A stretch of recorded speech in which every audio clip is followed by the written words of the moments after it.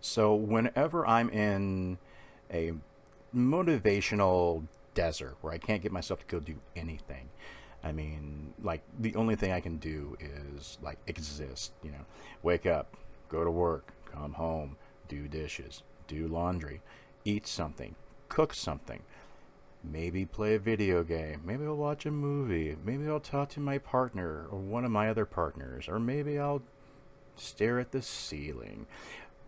I Those type of motivational deserts are dangerous for anyone because it's not just that you're not being active, you're not being fulfilled either.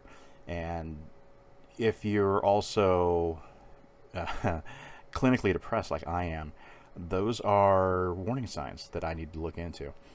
And I'm not saying that doing things or being motivated is, the cure for depression, because there's no cure for depression. But it does compound it for me. So when I'm in those modes where I can't go and do anything and I have to get going, I look for reasons. I look for motivations. And one of my big key motivators I go to is Henry Rollins. I go to the Rollenstein, the godfather of punk and alternative icon, as he calls himself.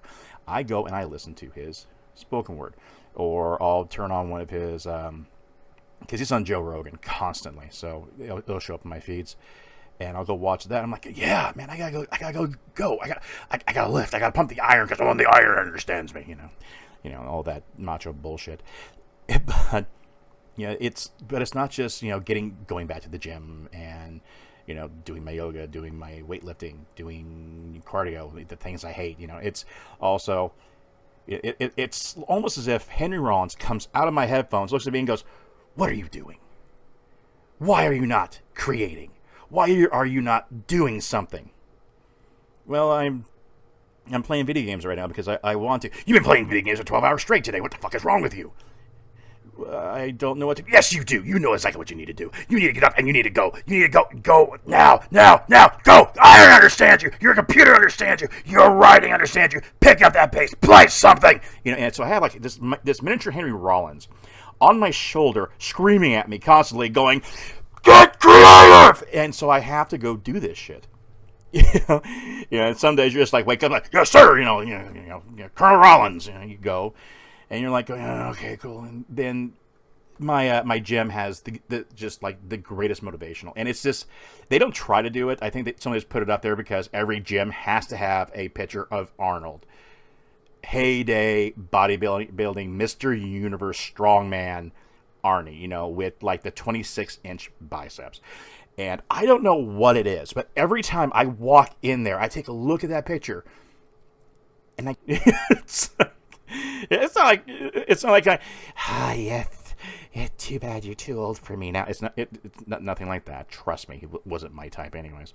But it's the whole, kiss the holy bicep for profitable gains and effective burn. All the count of three, pump you up. And just you go off there and you go fucking destroy your body for like 15 minutes and become rejuvenated after a massage.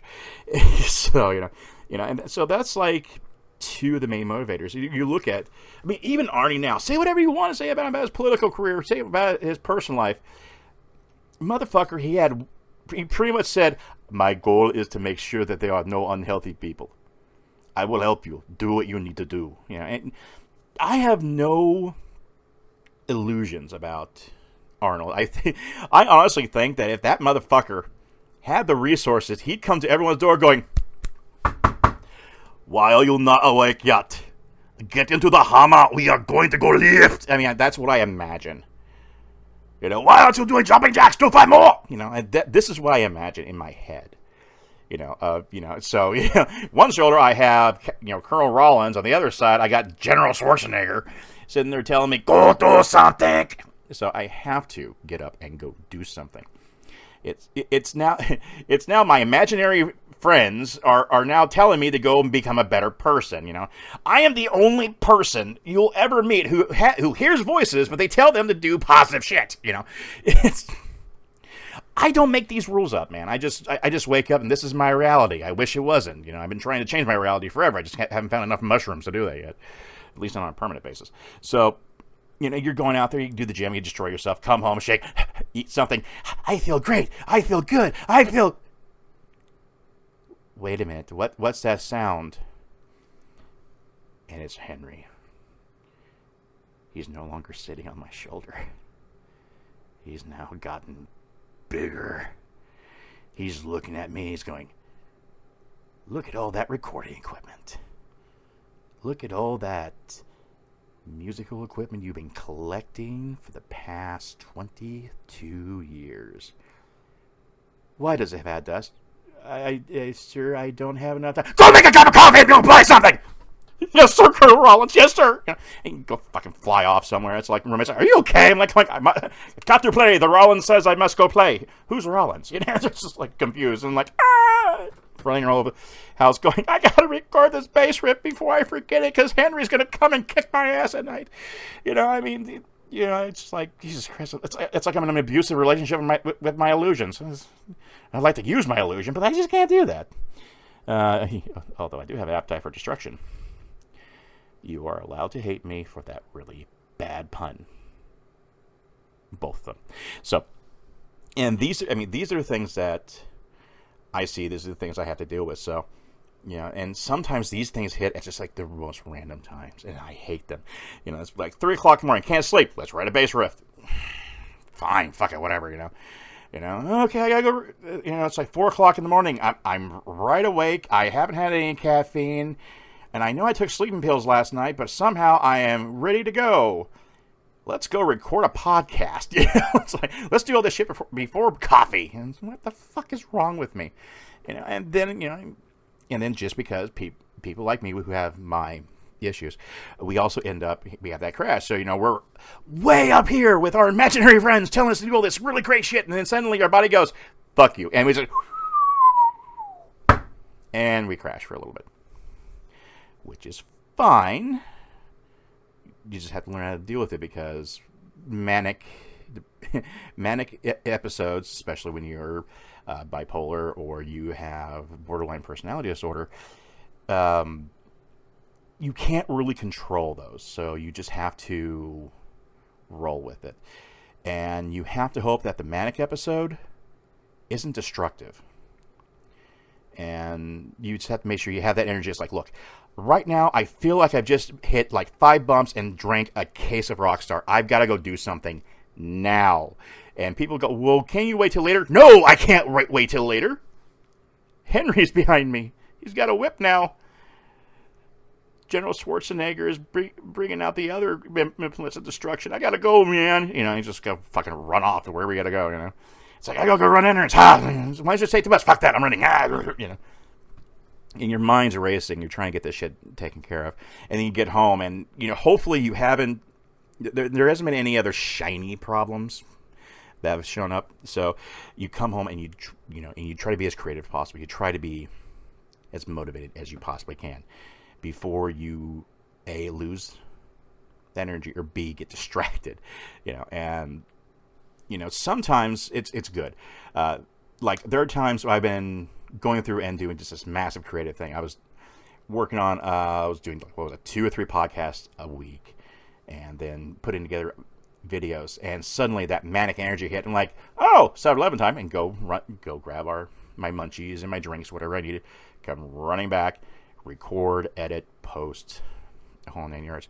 So sometimes you have that energy and you know how to deal with it. Other times, you're just kind of running in circles. I don't know what I'm doing. Or you sit down, and the worst part is when you're so overly motivated that you look around and go, there's 5 things I should be doing. So I'm going to sit here and do none of them. And that happens. That's just the problem sometimes of being overly motivated or having anxiety, BPD, bipolar 1 or 2, as well as a few other nifty little problems that are incurable, and we just have to learn to roll with. But thankfully, even when I don't have that manic energy, which, to be honest with you, I don't like working with it.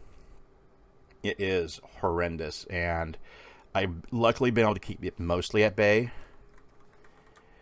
So it does affect me so badly. But as long as I can just stay focused, as long as I can get over that hump of, but I don't feel good. Yes, I know we don't feel good, but we still got to do it. It's also the same thing. It's like when I'm at the gym.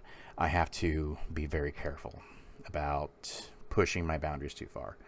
Because for some reason, like when I'm being creative or I'm working around the house, like on my own stuff, it's like I'm always afraid that I'm pushing. I've hit the wall. I can't go any further, and if I do any more, I'll be injured. However, if I'm at a friend's house cleaning, it's full bore. If I'm at work, it's full bore. If I'm at the gym, I will rip my own spine out doing deadlifts. I don't get it. It's just that weird thing, but it's like I put other things ahead of what I want. Now, granted, the gym is something I want to do, but, well, it's a weird situation where it almost feels like you have to prove something. But I'll tell you about that one another time.